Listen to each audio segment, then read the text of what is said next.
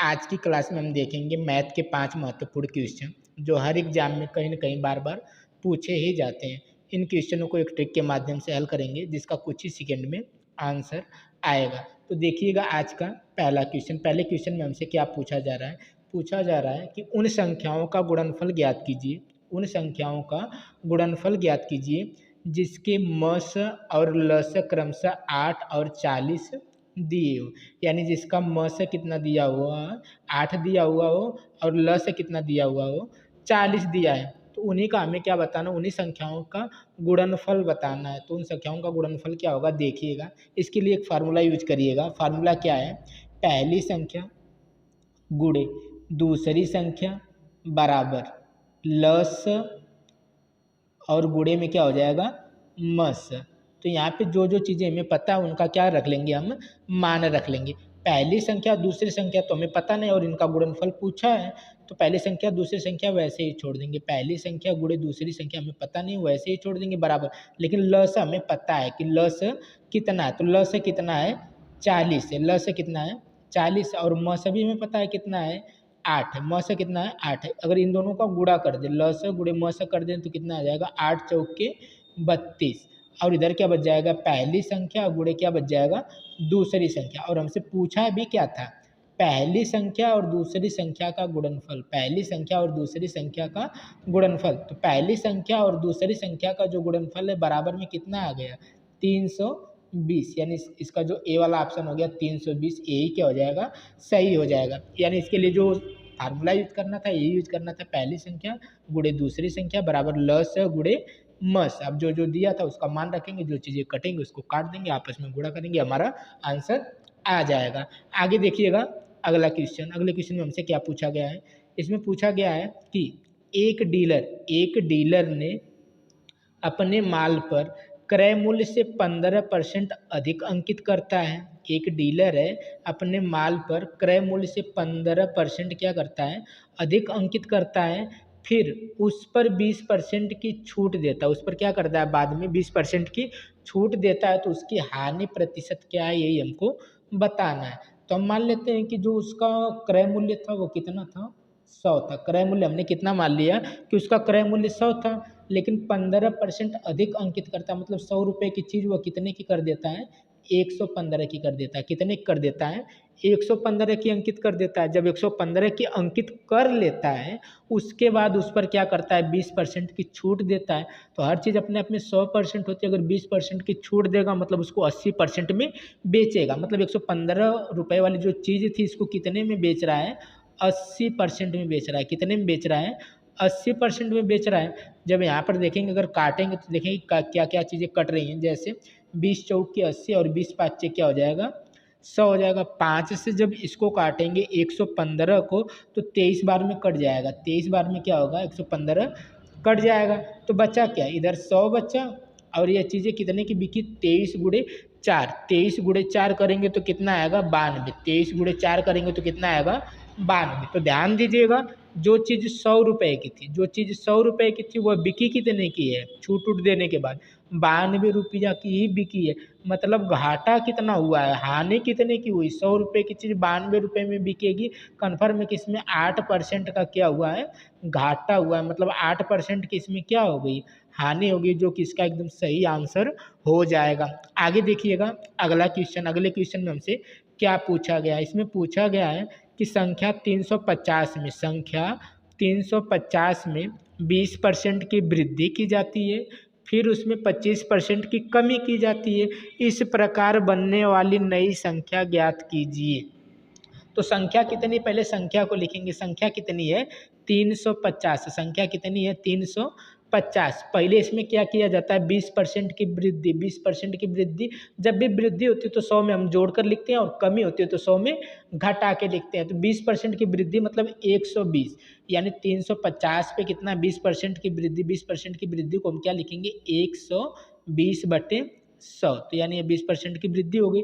फिर अगली बार क्या कर रहा है, उस पर 25% की कमी कर रहा है। 25% की कमी मतलब 75%। कितना हो जाएगा, 25% की कमी करेंगे तो कितना हो जाएगा, 75%। यानी इतना कुछ करने के बाद उसका नया मूल्य यानी नई संख्या क्या बनेगी, वही हमको क्या करना है, बताना है। तो देखिएगा जो चीज़ें कटेंगी उनको क्या करेंगे, यहीं पर काट लेंगे। तो देखिएगा क्या क्या चीज़ें कट रही हैं। जैसे 25 से काटेंगे तो 25 तीन क्या होगा, 75 होगा, और 25 चौक के क्या होगा, 100 होगा। अगर यहाँ पे देखा जाए 2 जीरो से 2 जीरो को हम क्या करेंगे, काट देंगे। अगर इस 4 से इस 12 को काटे तो 4 तीन 12, तो बचा क्या, इधर 35 बचा, और गुणे में 3 गुणे 3, 3 गुणे 3 यानी कितना आ गया, 35 गुणे 9। 35 गुणे 9 करेंगे तो आंसर कितना आएगा, 315, जो कि इसका एकदम सही आंसर हो जाएगा। उसने वृद्धि किया था तो 100 में जोड़ कर लिखे थे, कमी करेगा तो 100 में घटा के लिखेंगे। उसके बाद काटने के बाद हमारा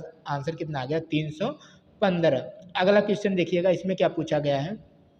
इसमें पूछा गया है कि 10 वस्तुओं का जो मूल्य है, 10 वस्तुओं का मूल्य जो है 89 रुपये है। कितना है, 89 रुपये है।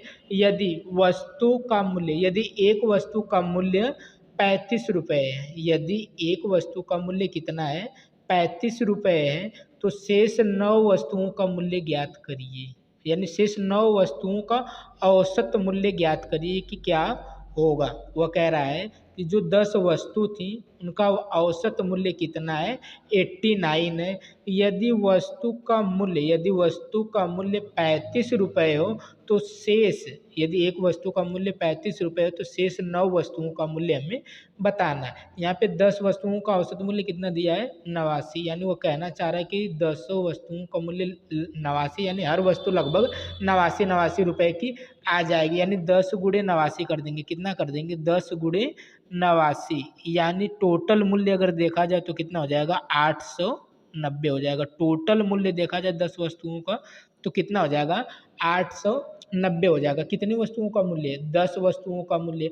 लेकिन एक वस्तु का मूल्य अलग से बता दिया है। एक वस्तु का मूल्य कितना बता दिया है, 35 रुपये। एक वस्तु का मूल्य कितना बता दिया है, 35 रुपये। अगर इस एक वस्तु का मूल्य घटा दे तो कितने वस्तुओं का मूल्य बच जाएगा, 9 वस्तुओं का मूल्य शेष बच जाएगा ना। तो पहले इसको घटाते हैं, 890 में से हम क्या करते हैं, 35 को घटाते हैं। तो 10 में से 5 ले जाइएगा, कितना बचेगा, 5, यहाँ 8 5 3 घटाइएगा 5, यानी 800 कितना आ गया, 55। जो ये 855 बचा है ना, ये कितने वस्तुओं का मूल्य है, 9 वस्तुओं का मूल्य है। अगर हमें एक वस्तु का मूल्य चाहिए तो हमें 9 से क्या करना होगा, इसमें भाग लगाना होगा। तो क्या करिएगा, इसी में 9 से क्या करेंगे, हम भाग लगा देंगे। तो 855 में 9 से भाग लगाएंगे तो ये कितनी बार में कट जाएगा, 95 बार में कट जाएगा। कितनी बार में कट जाएगा, 95 बार में कट जाएगा। यानी इसका जो आंसर हो जाएगा वो कितना हो जाएगा, 95, जो कि इसका एकदम सही आंसर हो जाएगा।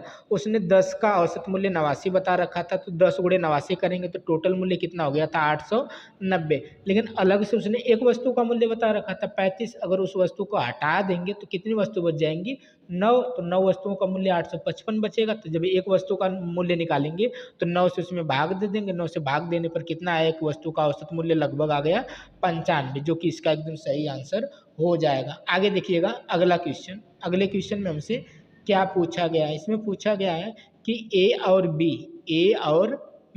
एक काम को अलग अलग क्रमशः 10 दिन और 15 दिन में पूरा कर सकते हैं। एक ए है और एक कौन है, बी है। अगर ये अलग अलग काम करे तो ए जो है 10 दिन में और बी है कितने दिन में, 15 दिन में पूरा कर सकते हैं। लेकिन होता क्या है, बी अकेले 3 दिन कार्य करता है तथा फिर कार्य छोड़ देता है, क्या करता है, छोड़ देता है। तो शेष कार्य ए को करना है कितने दिन में करेगा। तो पहले देखिएगा ए कितने दिन में कर सकता था, 10 दिन में, अकेले 10 दिन में, और बी 15 दिन में। अगर देखा जाए तो टोटल काम जब निकालना होगा तो 10 और 15 का लसर ले लेंगे, वही हमारे लिए क्या हो जाएगा, टोटल काम हो जाएगा। तो 10 और 15 का लसर लेंगे तो कितना आएगा, 30 आएगा। 30 की जगह हम 60 भी ले सकते हैं, कोई संख्या लेना जो 10 और 15 से कट जाए। तो 10 और 15 यानी 10 से 30 में भाग लगाइएगा, वो उनका एक दिन का काम आएगा। तो कितना निकल गया है, 3। 15 से 30 में भाग लगाइएगा, कितना आएगा, 2 आएगा। तो ये जो 3 और 2 निकल के आ रहा है ना, उनके एक एक दिन का काम आ रहा है। मतलब ए जो है एक दिन में कितना काम करता है, 3, और बी जो है एक दिन में कितना काम करता है, 2 काम करता है। और देखिए यहाँ पर काम किया कौन है? बी अकेले 3 दिन काम किया है। बी जो है अकेला 3 दिन काम किया और बी जो है 1 दिन में क्या काम करता है? 2 काम करता है। तो खुद बताइए जब बी 1 दिन में 2 काम करता है तो 3 दिन में कितना काम किया होगा? 3 दिन में कितना काम किया होगा? 6 काम किया होता। और जब वो 6 काम कर लिया था तो 6 काम करने के बाद वो वापस चला गया था। 6 काम करने के बाद वापस चला गया था। जो शेष काम बचा वो किसको करना है? ए को करना है। तो 6 काम उसने कर दिया तो 6 काम इसमें से माइनस कर देंगे। 6 काम जब माइनस करेंगे तो बचा काम कितना? 24 काम। अब इस 24 काम को किसको करना है? ए को करना है। और ए 1 दिन में काम कितना करता है? 3 करता है। जब 1 दिन में 3 काम करेगा तो 24 काम करने के लिए वो कितना दिन लगाएगा? इसी 3 से इस 24 में भाग लगा देंगे। 3 से भाग लगाएँगे तो कितना आ जाएगा? 8 यानी 8 दिन में शेष काम को ए क्या कर देगा? पूरा कर देगा। तो इसका आंसर कितना आ गया? 8 दिन, जो कि इसका एकदम सही आंसर हो जाएगा। आगे देखिएगा अगला क्वेश्चन। अगले क्वेश्चन में हमसे क्या पूछा गया है? इसमें पूछा गया है कि एक बस स्टेशन पी से, एक बस है पी स्टेशन से क्यू तक 70 किलोमीटर प्रति घंटा की चाल से जाती है तथा स्टेशन क्यू से पी तक 90 किलोमीटर प्रति घंटा की चाल से वापस आती है। यदि पूरी यात्रा के दौरान उसकी औसत चाल क्या होगी, यही हमको क्या करना है? बताना है। यानी कुछ दूरी उसने 70 किलोमीटर प्रति घंटा की चाल से चली और कुछ दूरी उसने किससे चली है? 90 किलोमीटर प्रति घंटा की चाल से चली है। तो जब भी 2 चालों को देकर हमसे औसत चाल पूछे तो एक फार्मूला यूज करिएगा। वो फार्मूला क्या है? फार्मूला लिखिएगा 2 गुणे चाल बटे चाल प्लस चाल, चाल प्लस चाल। इसी फार्मूले की यूज करेंगे हमारा आंसर आ जाएगा। तो 2 है तो 2 लिखिएगा। चाल, पहली चाल लिखिएगा कितना है? 70। दूसरी चाल लिखिएगा तो कितना है? 90। दोनों चालों को जोड़ना है। जब दोनों चालों को जोड़ेंगे तो कितना आएगा? 160 आएगा। जो जो चीज़ें कट रही हैं उसको यहीं पर काट लीजिएगा। तो क्या क्या कटेगा देखिएगा, क्या क्या कटेगा है? तो 0 से पहले क्या करेंगे? 0 को काट देंगे। 2 से काटेंगे इस 16 को तो 8 बार में कट जाएगा। तो ऊपर बचा क्या? 70 गुणे 9, 7 9 63 यानी कितना बच गया? 630। तो बटा में क्या बच गया? 8। यानी 8 से भाग देना है किसमें? 630 में। जब 630 में आप 8 से भाग देंगे तो आंसर कितना आएगा? 78.75। कितना आएगा? 78.75। यानी उससे पूरी यात्रा में जो उसकी औसत चाल रही वो कितना रही है? 78.75। तो आज के ये 5 क्वेश्चन थे। आशा करेंगे कि पाँचों क्वेश्चन आपको समझ में आ गए होंगे। अगर ये पाँचों क्वेश्चन आपको समझ में आ गए होंगे तो वीडियो को लाइक, शेयर एंड सब्सक्राइब कर लीजिएगा। मिलते हैं अगले वीडियो में।